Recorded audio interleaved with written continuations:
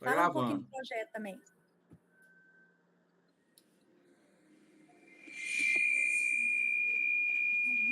Deixa eu ativar meu microfone.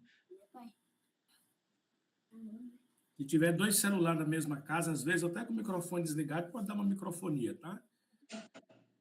Tem que ficar bem longe. E pai, no telefone do senhor aí, pode no silencioso aí também.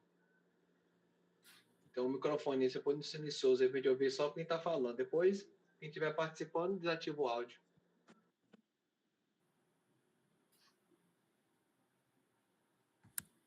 Fala como é que vai ser a dinâmica também, Pastor Paulo. Que eles vão ter oportunidade no final de tirar as dúvidas, ou contradizer, ou debater. Pessoal, ótima tarde a todos, a paz do Senhor.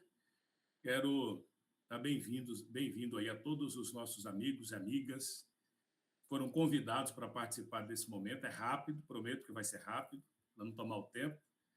Eu sei que está todo mundo aí cheio de atividades. Aqui nós somos um grupo de faculdade. Esse grupo é a líder, a nossa líder está aí, a nossa chefe, a Lívia, pastor Tiago, o irmão Aldair, a irmã Luciene e o pastor Tiago. Aí, nós somos 5, né? No total, nós somos 5 componentes. Nós estamos realizando um curso de graduação em teologia em uma faculdade em Goiânia, na FACEB. E esse trabalho é um trabalho de extensão, é um trabalho externo que nós estamos fazendo, é uma atividade que nosso professor, nos orientou a fazer, um trabalho que exige pesquisa, apresentação do tema.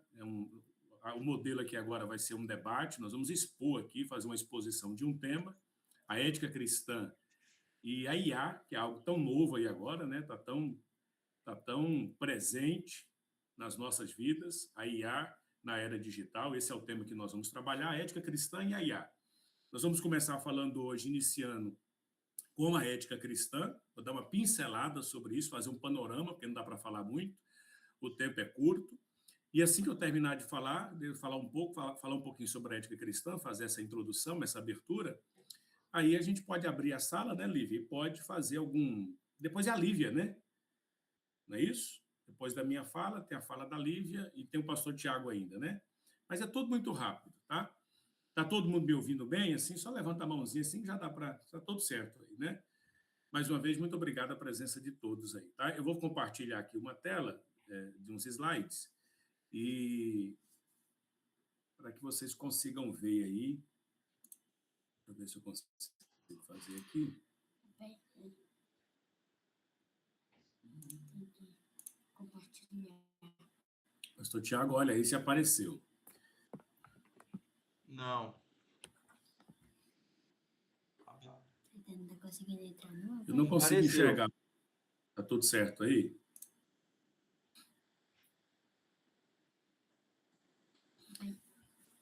Estão vendo aí a tela, né, pastor Tiago?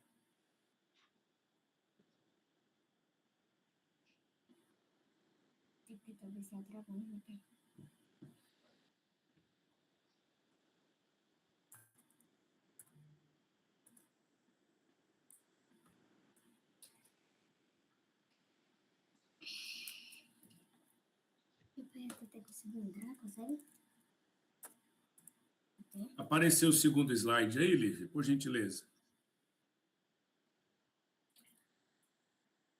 Sim. Ok. Pessoal, é o seguinte, vamos lá. Obrigado mais uma vez e a atenção de vocês, tá bom? Bora entrar um pouquinho aqui falando sobre ética, tá? Conceito de ética.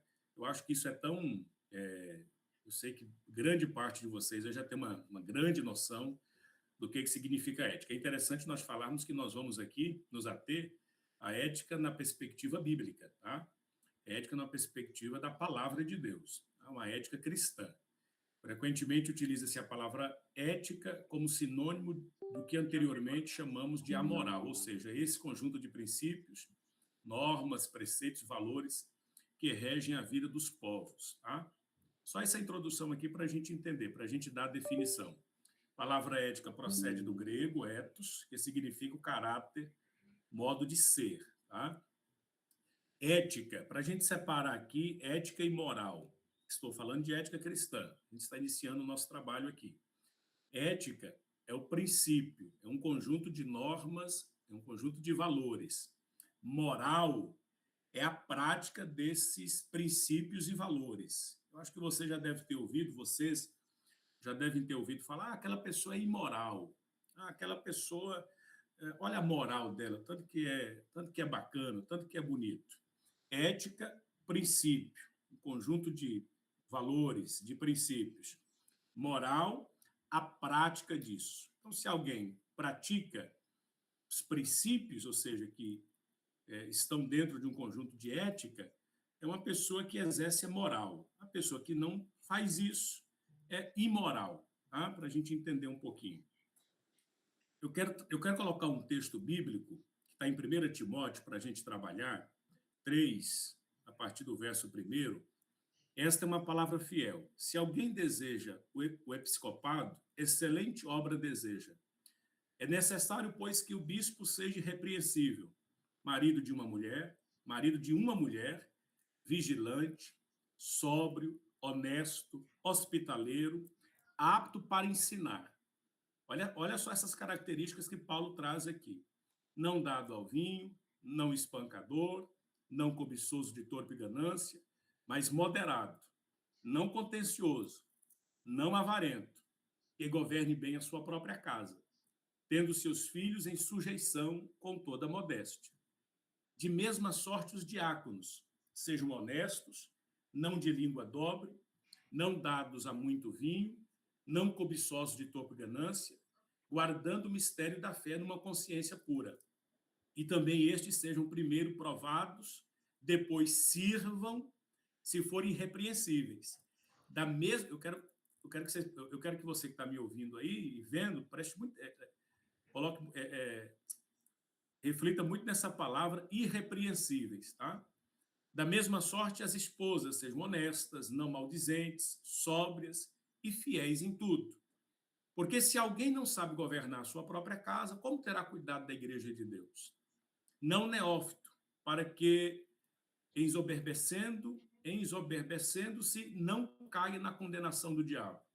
É necessário também que tenha bom testemunho dos que estão de fora, para que não caia. Olha isso aqui no verso 7. É necessário também que tenha bom testemunho dos que estão de fora, para que não caia em afronta, para que não sejam afrontados e no laço do diabo. Muito importante, nós somos vistos. A igreja, eu estou falando de ética numa perspectiva bíblica. A igreja, na verdade, ela é uma embaixadora de Cristo, né? Ela precisa evidenciar, a igreja tem que cheirar Jesus, né? A igreja ela precisa evidenciar a pessoa de Cristo, em tudo, em tudo. A palavra do Senhor vai falar que nós devemos sermos santos em toda a nossa maneira de viver, ou seja, não há margem para erro, não há margem para falha, em toda a nossa maneira de viver. Estou falando de ética cristã. Os diáconos sejam maridos de uma só mulher, governe bem os seus filhos e suas próprias casas. Porque os que servirem bem como diáconos adquirirão para si uma boa posição e muita confiança na fé que há em Cristo Jesus. Vamos lá. Observando esse texto, é fácil medir a importância da ética dentro do contexto cristão, seja aplicada à igreja, seja aplicada à liderança. O texto que eu li está direcionado a um jovem pastor, a Timóteo, mas é um texto que eu posso facilmente aplicar à igreja inteira, porque quando eu falo de ética cristã, isso não pode ser direcionado apenas a líderes, a obreiros, a pastores, enfim. Ética cristã é para a igreja toda, é para toda a membresia, é todos aqueles que realizam uma tarefa de compromisso com o Senhor, aqueles que entregam a vida ao Senhor, aqueles que fazem uma aliança ao Senhor, precisam estar dentro de uma ética cristã, de uma ética bíblica, não uma ética da sociedade. Enquanto a ética da sociedade está fundamentada em valores humanos, isso aqui é importante a gente salientar e evidenciar, enquanto a ética da sociedade está fundamentada em valores humanos, em valores de homens terrenos e passageiros, a ética da Bíblia, eu vou colocar assim para ficar bem mais claro, a ética da Bíblia tem como base o próprio Deus, ou seja, a palavra de Deus que revela os valores eternos. Qual é o código de conduta da igreja? Eu costumo falar isso sempre, aqui ministrando a palavra. Qual é o código de conduta da igreja? Qual é a normativa que a igreja tem? Qual é o manual da igreja? A igreja, para funcionar bem, ela precisa de um manual. Qual é o manual da igreja? É a palavra de Deus. Por isso que eu coloquei esse texto um pouco extenso, que eu acabei de ler, porque esse texto ele está dando direcionamento para o membro, ele está dando direcionamento para o obreiro, ele está dando direcionamento para a igreja inteira, sobre o proceder da igreja, sobre o comportamento da igreja, sobre como a igreja tem que dirigir a sua vida. Então, o texto que nós acabamos de ler, ele nos dá um norte, norteia como que eu vou fazer, o que eu tenho que fazer, como que deve ser o meu comportamento. Porque uma vez que eu faço aliança com Cristo, a minha vida ela muda completamente. Há pessoas até que discordem, mas eu acredito assim, quando nós fazemos um compromisso com Jesus, a mudança ela é radical.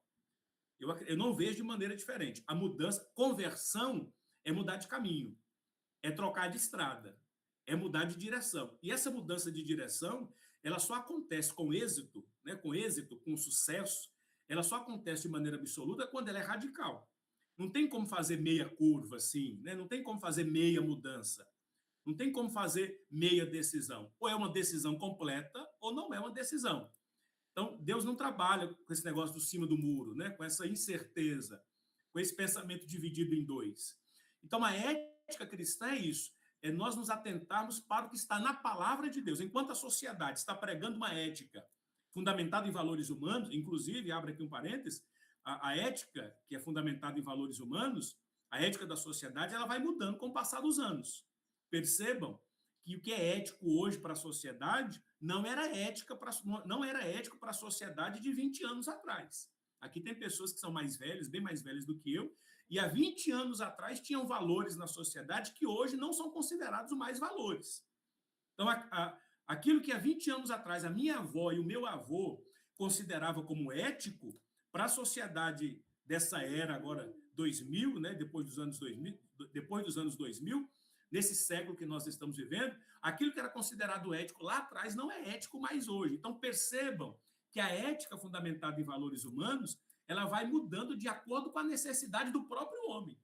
Porque para a sociedade aí fora, o homem está no centro, diferente da igreja. A igreja ela está no centro da vontade de Deus, e Deus é o centro da igreja. Mas lá fora, o homem está no centro. Então, a ética vai mudando de acordo com a necessidade do homem. Se o homem acredita que precisa mudar e deve mudar para agradar, eles vão mudando. Então, a ética da sociedade ela é diferente da ética cristã. A ética bíblica ela é bíblica.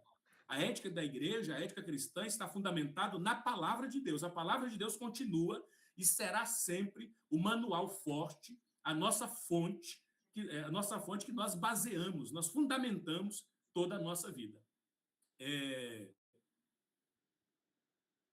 Há uma palavra desafiadora para Timóteo. Paulo disse que o mesmo se tornasse exemplo dos fiéis. A palavra exemplo, no hebraico, significa padrão. Né? No hebraico é dogma. Significa padrão ou modelo. Ser exemplo é se colocar no lugar de modelo, apto para ser copiado. Olha só que importante isso.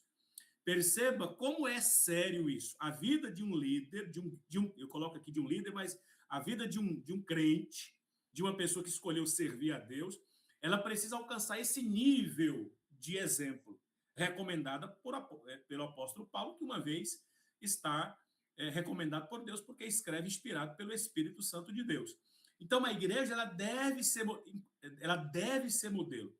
O que está acontecendo, aqui a gente daqui a pouco pode até falar mais, mas o que está acontecendo é que a igreja está permitindo uma ética mundana, né, baseada em valores humanos, permitindo que isso entre dentro da igreja, e a gente está deixando de refutar isso, que a igreja ela tem que ser padrão, né, exercer um padrão, está na palavra de Deus. A igreja precisa ter um modelo, né, ela é um exemplo, e nós não podemos jamais esquecer disso. A igreja ela tem uma responsabilidade de representar Cristo, de representar Jesus. A igreja não precisa se preocupar em estar debaixo de uma ética da sociedade. Ela não precisa se preocupar em agradar a sociedade. A nossa preocupação é em servir a Deus e atender todos os mandos que a palavra do Senhor diz para nós. Essa deve ser a preocupação da igreja, tá? A abrangência do exemplo aqui, ó. Quando eu falo de exemplo, né, para o cristão, a abrangência do exemplo, palavra que sai da nossa boca, procedimento, amor, fé, pureza. Isso aqui é simples, é um resumão para nós entendermos um pouquinho sobre a questão da ética cristã na prática. Ética cristã na prática, né? Palavra, procedimento, amor, fé, pureza. Isso aqui precisa estar na vida do cristão. Tem que fazer parte da vida de um crente, de um homem de Deus e de uma mulher de Deus. Duas formas éticas, tá? Nós temos a ética autônoma. Essa ética autônoma, na autonomia do homem, ele rejeita qualquer interferência nas suas decisões, prendendo-se apenas no tudo é lícito, né? Na ética heteronoma, isso aqui já muda. Ó, é aquilo que está sujeito a uma lei exterior, né? Ou então a vontade de outro. Então, nós precisamos tomar muito cuidado, principalmente nesse tempo agora, que muito está se pregando e está aumentando muito, inchando demais, essa questão da valorização do homem, né, do humanismo, o homem no centro. Ética é aquilo que eu gosto de fazer, é aquilo que me faz bem, né? Na verdade, para a igreja, ético é fazer a vontade de Deus. Quando está todo mundo dizendo que é normal, Paulo diz lá aos Romanos, no capítulo 12, o texto que a igreja conhece muito bem, verso 2. Não vos conformeis. Paulo já escreve isso há muito tempo, lá atrás, há mais de 2000 anos atrás. E serve para nós até hoje. Não vos conformeis. A igreja não é daqui. A igreja tem um dono. A igreja está caminhando em direção a uma eternidade, né? Nós não somos daqui. Somos cidadãos de outro lugar. A ética de Cristo. Na observação dos princípios em Cristo está um grande confronto para seus seguidores. A principal prova da renúncia está no esvaziamento total, deixar de ser para ter. Na visão cristã é isso. Na ética cristã é isso. Na visão do mundo, isso aqui é loucura. Na ética do mundo, isso aqui é loucura. Mas na ética cristã, na ética de Cristo, é deixar de ser para ter. É esvaziar de mim mesmo para que agora eu seja preenchido por Deus. Preenchido com o quê, pastor? Com uma nova... agora é um novo proceder. Agora é uma nova forma de fazer as coisas. Agora é uma nova mente, né? Agora é uma mente transformada. Agora é a metanoia. É uma mente de Cristo. Para tudo ter por meio do ser. Na realidade, Jesus estava chamando todos a uma mudança de mente, né? Que está aqui, metanoia, colocando diante dos seguidores a proposta desafiadora de percorrer os caminhos do reino de Deus na contramão do mundo. Cristãos vivendo uma contracultura. Cristãos andando na contramão do mundo, diferentes em tudo. E de todos, ser igual ao que já existe não reflete mudança. Essa palavra é muito importante. Ir para a igreja, fazer uma aliança com Jesus e continuar vivendo como antes, isso não faz nenhum sentido. Então, ética cristã é mudança radical. Ética cristã, os valores da igreja estão na palavra, os valores da sociedade estão na mente do homem. O homem vai mudando de acordo com a sua necessidade, com as suas vontades. A igreja não, a igreja já tem um conjunto de valores e de normas que já foi estabelecido há muitos anos atrás. E esse manual está nas nossas mãos. A igreja tem a mente de Cristo, por isso nós não pensamos como quem está lá fora. A maneira de enxergar a cosmovisão da igreja é outra. Enquanto a sociedade enxerga o mundo de uma maneira puramente humana, nós, a igreja de Cristo, enxergamos o mundo através da mente que foi transformada pelo próprio Cristo. Então, a maneira de vermos as coisas é completamente diferente. Por isso que a ética cristã é uma ética que nunca vai estar fundamentada em valores humanos, mas sim na palavra de Deus. Então, queridos, eu quero apenas fazer essa introdução aqui, para vocês que estão aí nos assistindo. O nosso tema é um tema muito abrangente, é muita coisa para falar, e eu sei que o tempo já foi muito aqui, a Lívia já está pedindo socorro ali, e eu quero até passar para ela. Eu só fiz aqui uma rápida introdução, falando um pouco desse tema que é tão bom, que é tão gostoso falar e que daria aqui, a gente passaria muito tempo aqui falando sobre isso, porque tem muitas pernas para a gente caminhar. Lívia. A paz do Senhor a todos. Parabéns, pastor Paulo, pelo desenvolvimento aí, né, do tema, do conceito. Tá perfeito, né? Eu quero agradecer também, né, pelos participantes, obrigada a todos. E não fiz o slide como o pastor Paulo, não. Mas vamos falar aqui um pouquinho, meu tema é o que é a inteligência artificial, né? E quais são aí os seus desafios, né? Quais são aí os impactos diante da sociedade. Então, a gente deu aí previamente para vocês assistirem um documentário lá na Netflix, que é o Dilema das Redes. Não sei se vocês participaram, se chegaram a assistir o Dilema das Redes, são os próprios fundadores aí dessas redes, do Google, do Facebook, do Twitter, né, do Instagram, que elaboraram e que falaram sobre essas redes, o problema dela. Inclusive, a imagem que aparece lá é uma armadilha, né, com um coraçãozinho assim, no meio da armadilha. Sabe aquela armadilha que bocanha? Exatamente essa, né? Quer dizer o quê, gente? A imagem fala muita coisa. Vocês estão me ouvindo?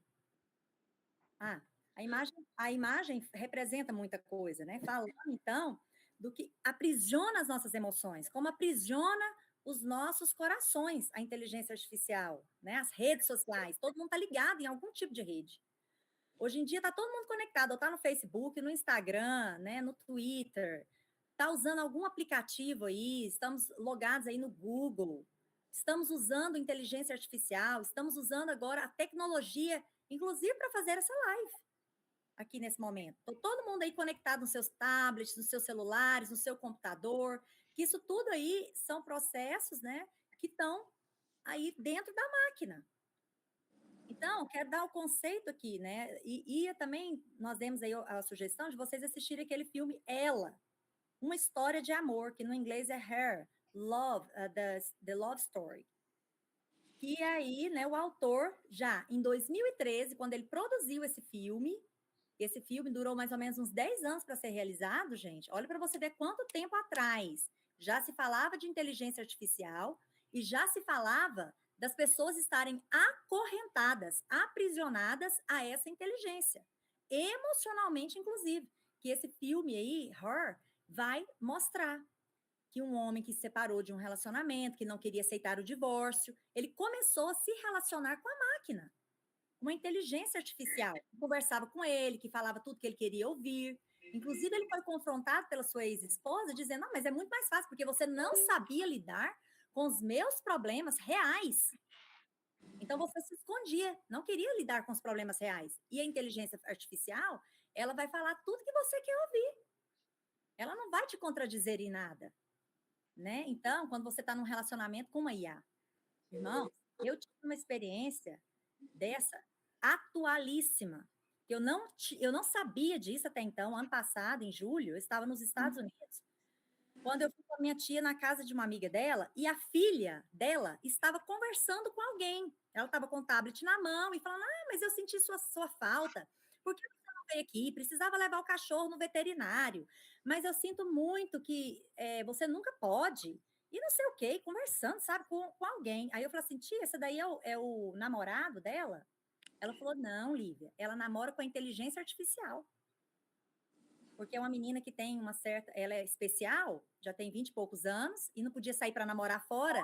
Na realidade, começou a namorar com a inteligência artificial. E o rapaz conversava com ela, tem uma voz sensual, né? Tem todo um jogo, já conhece a vida dela toda. Porque, gente, não se engane, a inteligência artificial, ela capta os nossos hábitos, ela capta o que nós gostamos de fazer, o que nós não gostamos, o que acontece no nosso dia a dia, porque nós mesmos fornecemos os dados. Nós estamos o tempo todo fornecendo dados à inteligência artificial. Quer ver? Irmão, dá aí seu microfone, por favor. Oi? Seu microfone está ligado. É só porque está dando uma interferência. Então, o que é essa inteligência artificial? É uma área da ciência da computação, dedicada ao desenvolvimento dos sistemas que são capazes de realizar tarefas que normalmente exigiriam a inteligência humana. E essas tarefas incluem aprendizado, né, experiências, exemplos, compreensão de linguagem, reconhecimento de imagem, reconhecimento de voz, raciocínio lógico, tomada de decisões de maneira autônoma e semi-autônoma. Então, a IA é isso. Ela é uma máquina que pensa, que foi introduzido nela vários dados, né? O que precisa para ter uma máquina pensante? Gente, será que de quando existe a IA? Para nós, parece um tema relativamente novo, mas ela existe desde os anos 1950.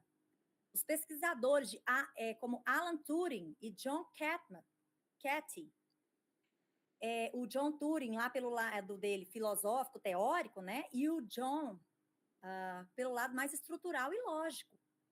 Eles contribuíram já para essa criação da inteligência artificial desde os anos 1950, já contribuía. Quando o Turing ele saiu lá da sua tarefa da Segunda Guerra Mundial, ele exercia uma tarefa lá na guerra. Vocês sabem que eles tinham os dados, que eles usavam já uma inteligência para decifrar códigos e tal na guerra, não é? E aí, eles já começaram a usar isso aí. E ele começou a pensar, e aí ele veio com um questionamento. As máquinas pensam? As máquinas podem pensar? Olha para você ver. Eles já começaram a trabalhar desde então. Então, em 1956, o McCarthy, ele já fundou, ele foi um dos fundadores da IA acadêmica. E ele já designou esse nome de IA, Inteligência Artificial, já desde 1956. E ele pensando aí na inteligência artificial, mais para o lado dele, né, que é a lógica, para o principal campo dele seria a engenharia. Então, né, e afinal de contas, então, o que é uma inteligência? A inteligência não é a nossa capacidade cognitiva, né, de ter habilidades como aprender, raciocinar, resolver problemas, agir, né, de maneira prática, social, emocional. Então, ela também não está restrita apenas aos aspectos cognitivos, não. Ela também manifesta-se em diversas áreas. Essa inteligência ela é manifestada principalmente a nós, os seres humanos, e em alguns animais. Então, trata-se de um conceito muito amplo, complexo, e aí que vem sido debatido aí ao longo dos séculos. Há muitos filósofos, há muitos pesquisadores, cientistas que vêm já debatendo esse tema. Nós temos vários tipos de inteligência artificial, né? Que a que a gente usa hoje é uma fraca ou específica, que ela é designada aí para a realização de tarefas mais específicas com eficiência. É um tipo de processamento de linguagem natural, aprendizado da máquina natural, reconhecimento de imagens. Ela é um processamento mais específico. Nós já temos aí já de forma hipotética já a inteligência geral, que ela já está chegando aí, né? Que ela é fora, ela está fora do alcance assim de uma tecnologia atual, propondo o quê? Uma capacidade equivalente à superior humana. Vocês já ouviram falar, né, que as máquinas superarão a capacidade humana. Por quê? Porque são anos e anos armazenando informações. Todos os dados que a gente coloca na internet, tudo que a gente coloca lá, todos os estudos que já foram feitos, estudos acadêmicos, artigos, pesquisas científicas de todo mundo, vão sendo armazenados nessas máquinas. Então, ela vai armazenando, gente, são bilhões de cabos conectados e até oceano dentro afora para acumular os dados. Então, assim, ela tem uma capacidade pensante gigantesca. Temos uma IA que chama Embody, que é uma incorporada, né? Que ela já é a máquina mesmo, o próprio robô, a máquina humana trabalhando. Não tem aqueles robozinhos, aspirador de pó, nós já temos que eles trabalham sozinho, limpa a sua casa sozinho. Aquilo lá é considerado uma IA corporificada, né? Que ela tem um corpo. Os drones, né? Muitos outros tipos de robô que já trabalham pegando as funções dos humanos e realizando já essas funções.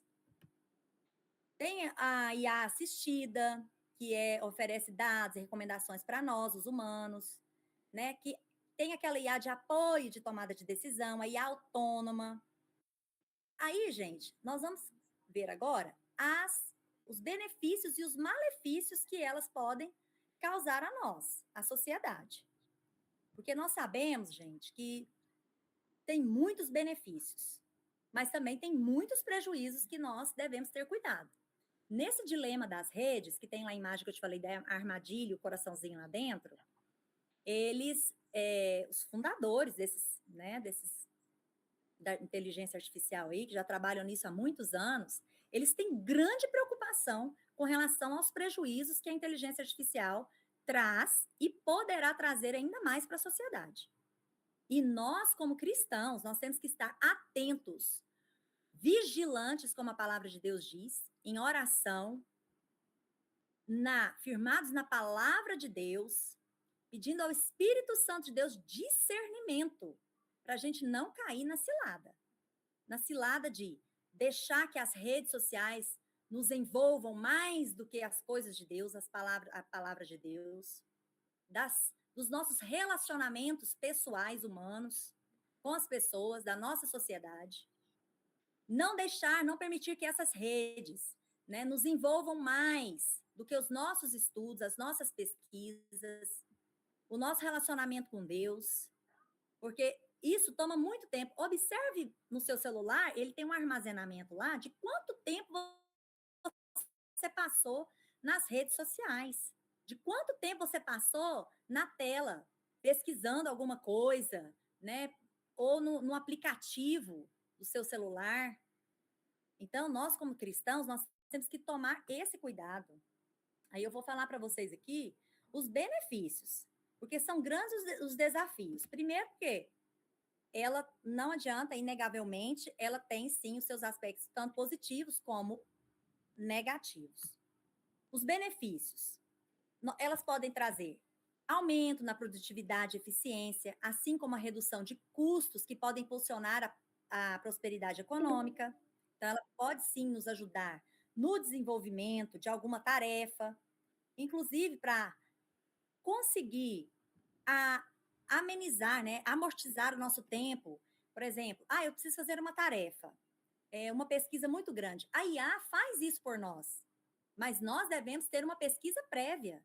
Nós já devemos ter algo que nós já pesquisamos também e podemos pedir para que ela melhore, para que ela fale mais um pouco daquilo, porque ela tem milhões e milhões de dados ali, milhões, né, armazenados que podem nos ajudar nessa eficiência aí do tempo.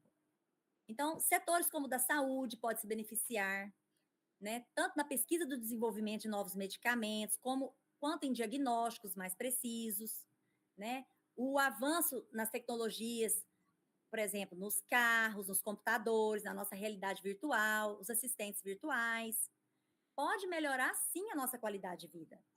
Soluções sustentáveis, educação personalizada. Para quem é educador, isso aí também foi muito bom, a inteligência artificial, porque ela tem, assim, uma rapidez, né, para nossas pesquisas de campo, para nos ajudar, nos auxiliar aí com relação à educação também. Só que os malefícios, gente, também são gigantescos. Olha só, propagação de fake news ou deepfakes, que é aquela criação de áudios, imagens, vídeos falsos, né, que são, assim, extremamente realistas e são usados aí para ataques cibernéticos e golpes. O cristão não pode compactuar com esse tipo de coisa, com imagens falsas, com propagação de fake news, com debates com deepfakes aí, com esse tipo de envolvimento nas redes sociais. Por quê? Porque a gente vai recebendo as coisas e passa para o outro. Aqui, eu recebi essa imagem aqui, nossa, olha o pastor aqui com a fulana. Gente, há muitas pessoas maldosas no mundo, pode muito bem ter colado uma imagem aí, ó, criado uma imagem falsa para denigrir, prejudicar uma pessoa. Fazendo um golpe, né, dando um golpe aí, manipulando as massas, que são a população em geral. Então, as IAs têm esse poder. Eu posso pedir para a IA me transformar agora aqui no presidente Lula, e começar a falar um monte de asneira aqui para vocês. Então, assim, eu posso pedir para a IA me transformar em qualquer pessoa e usando a voz da pessoa. Então, a gente tem que entender que isso é um engano e a gente tem que observar muito, prestar muita atenção antes de passar esse tipo de informação para as pessoas. Nós, como cristãos, temos que usar a ética cristã, né? Como já foi falado aqui hoje. Os absolutos de Deus, eles são imutáveis. Nós não podemos negar. Não podemos entrar na onda aí do pessoal. Ah, tá passando aí essa notícia aqui, vamos esparramar. Não, nós não somos propagadores de más notícias. Olha, a inteligência pode trazer também desempregos e automação no trabalho, descartando o quê? A função humana. Gente, eu tenho um exemplo aqui dentro de casa. O meu marido, ele ia contratar uma pessoa para ajudar ele no escritório a digitar relatórios, né, a enviar e-mails e tal. E aí, ele, através do conhecimento, né, da IA, consegue já ter essa ajuda da IA aí para ajudar ele nesses e-mails. Ele escreve o que ele quer e a IA vem e melhora o que ele precisa. Diminuindo aí o tempo dele que ele gastaria para gastar com essas funções, ele consegue ter esse trabalho sem precisar contratar uma outra pessoa. Então, isso ajuda muito. Tem os vieses também de discriminação de raças. Por quê? Porque a gente pode propagar aí discriminação. E isso é crime. Então, a gente tem que tomar cuidado com as piadas, né? com as imagens, com tudo que a IA vem aí mostrando para as pessoas. Porque isso, gente, se propaga de uma maneira gigantesca. Inclusive, nesse documentário do Dilema das Redes, eles mostram que quando lançou o Facebook, houve praticamente um início aí de uma guerra civil. Eles indo contra os democratas, tendo guerra, foram para as ruas se manifestar, porque a notícia foi esparramando no Facebook para todo mundo, e aí todo mundo foi para as ruas. Vocês já perceberam que as manifestações que tem políticas, geralmente elas começam nas redes sociais? O Nicolas não começou postando aí a caminhada dele lá de Uberlândia até Brasília? A caminhada dele até lá, e aí já foi juntando seguidores, quando é fé, tinha uma grande multidão lá acompanhando ele lá para a manifestação. É isso que acontece.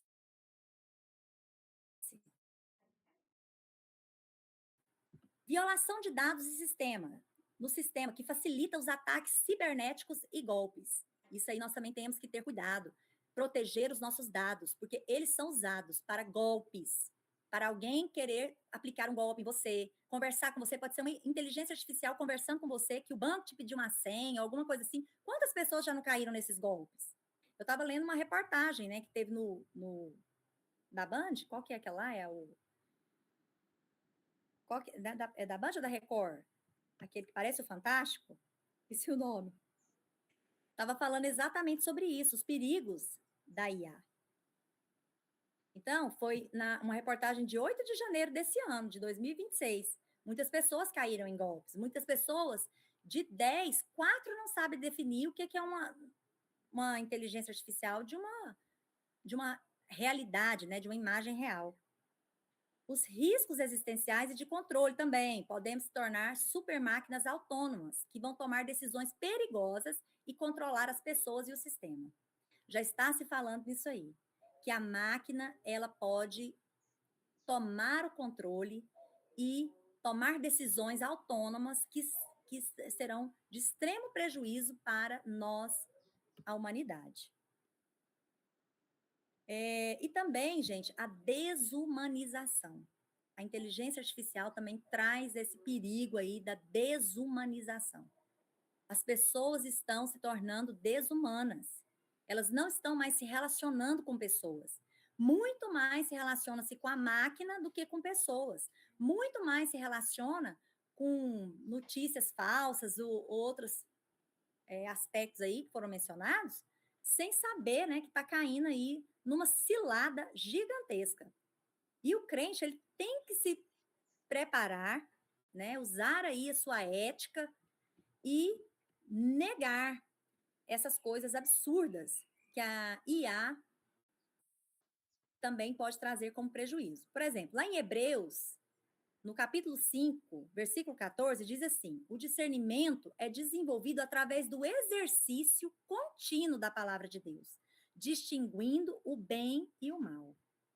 Então, é através da prática, da leitura da palavra, da busca, né, incessante pelo Senhor, que nós vamos ter discernimento, gente, do que é o bem, do que é o mal. O pastor Paulo já mencionou aqui Romanos 12, 2, que fala que nós não devemos nos conformar, né, com este mundo, mas sermos transformados pela renovação da nossa mente, para nós experimentarmos qual seja a boa, perfeita e agradável vontade de Deus. Então, qual é a boa, perfeita e agradável vontade de Deus? Às vezes você está aí se perdendo aí nas redes sociais, se perdendo aí em algum aplicativo, e você tem que se questionar: isso aqui é bom? É perfeito? É agradável a Deus? Se for, irmão, continua. Se não for, sai fora. Os próprios fundadores dessas redes falam: gente, nós não liberamos para os nossos filhos. Eles não permitem que nem os seus filhos tenham contas no Instagram, tenham contas no Facebook, porque eles sabem dos riscos. Eles têm medo.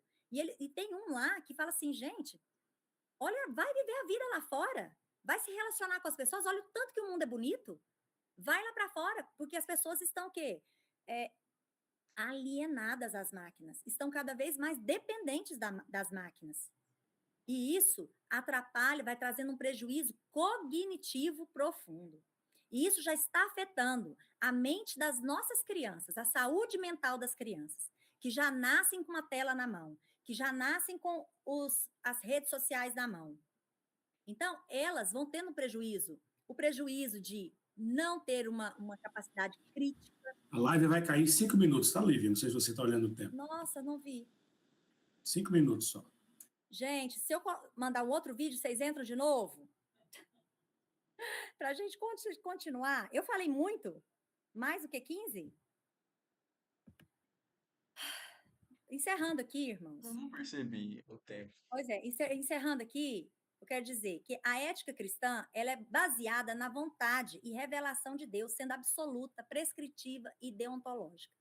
Ela é absoluta porque ela não relativiza. Ela não fica relativizando: ah, mas em tal circunstância pode tal coisa. Ah, todo mundo está tirando selfie de biquinho, eu também vou tirar. Né? Ah, todo mundo está fazendo assim, eu também vou fazer. Não, gente, não podemos relativar. Tem que ser o absoluto. Os padrões absolutos do Senhor, os padrões éticos dele. E ela é prescritiva e não descritiva, porque tem gente que só sabe descrever. O fulano estava fazendo isso, isso e isso. O fulano não sei o quê, mas não traz uma prescrição. Que é antecipação, né? É uma orientação, é um guia para as pessoas. E é deontológica porque ela, independente do resultado, nós temos que agir.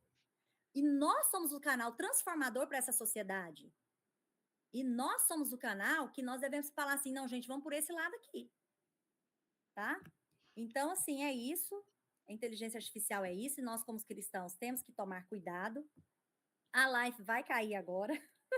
E o irmão Tiago não falou. Eu ia propor, se não tem problema, para eu falar no próximo encontro, porque já vai dar 3 horas. E aí, às vezes, o pessoal tem algum compromisso, mas se não for o problema, eu falo também, hoje também. Porque a gente tem que ter também a ética, né? Que todo mundo já marcou, senão seríamos antiéticos aqui agora, e falar assim: vamos ficar mais 1 hora aqui. Não, vamos seguir o horário. É o seguinte, a semana que vem será o presbítero Aldair, a diaconisa Luciene e o pastor Tiago. Então, teríamos Fechou. 3 hoje e 2 na semana que vem. Então, gente, senão o pessoal nós vamos enviar um formulário para vocês. Olívia, como a gente tem 4 minutinhos, queria ver se alguém quer comentar alguma coisa do que foi falado aí, né? Justamente. Sim. E a gente vai enviar para vocês no WhatsApp de vocês um formulário, tá? Para vocês preencherem para a gente, por favor. A senhora estava falando aí agora há pouco de um filme, né, sobre a inteligência artificial, e eu acredito que os filmes, eles retratam muita coisa que vai acontecer. Por exemplo, teve um filme chinês que ele retratou a pandemia antes de acontecer, uma epidemia mundial, e em 2020 a gente viu o exemplo disso, né, que foi a pandemia aí que aconteceu. Tem um filme na Netflix, o nome dele é Zona de Combate. Ele envolve a inteligência artificial. Não sei se algum dos irmãos já assistiram, mas se vocês quiserem assistir, não é pecado, tá? É Zona de Combate. É um soldado que ele é um robô, só que ele tem todas as características humanas e tem o poder e ele tem o poder de pensar. A mente dele é desenvolvida pela IA. Se vocês quiserem assistir, eu deixo aí essa indicação de filme para os irmãos. Alguém mais quer falar alguma coisa? Quer comentar? Ele é muito bom, irmão Thiago. Inclusive, ontem mesmo eu assisti ele. É um filme muito bom. Ontem mesmo, assim, por coincidência, eu nem sabia dele. Ontem mesmo eu assisti ele. Estava assistindo o filme aqui, O Dilema das Redes, né? Esse Aham. documentário aqui, já caiu ele lá, já apareceu, já emendei logo tudo. E ele é muito atual, Muito ele bom ele. casa muito com o que foi falado aqui, não é, irmão Aldair? É, tem muito do que foi falado aqui. Foi bem explicadinho, né? Alguém mais quer falar alguma coisa, comentar do tema dos nossos colegas aí, da irmã Lívia, do pastor Paulo? Pode ficar à vontade aí, tá? Nós ainda tem 2 minutinhos ainda para a gente não perder a ética. A gente vai, tá falando de ética, né? A gente vai ficar pro próximo encontro, né? Quem não pode passar do horário, senão nós tá falando de ética e não funciona, né? Mas tá bom. Presbítero Irmão, Thiago Abraão aí, Lopes, homem tem de nada para Deus. falar não, meu amigo? Pai, muito bom, viu? Eu fiz essa matéria aí no terceiro período, eu exerci também, só que eu fiz sobre ética cristã em família, né? Foquei na ética e também falei sobre a família, né? Conservadora, sobre educação, de filho, relacionamento. E, por fim, sobre a família na igreja, né? Que é uma das bases importantes. Mas Paulo, falando sobre a ética e sobre a importância da ética da igreja, a igreja mundo, né? Que nós não concordamos com tudo o que esse mundo tem mostrado. Nós temos a nossa padrão. Ixi, caiu.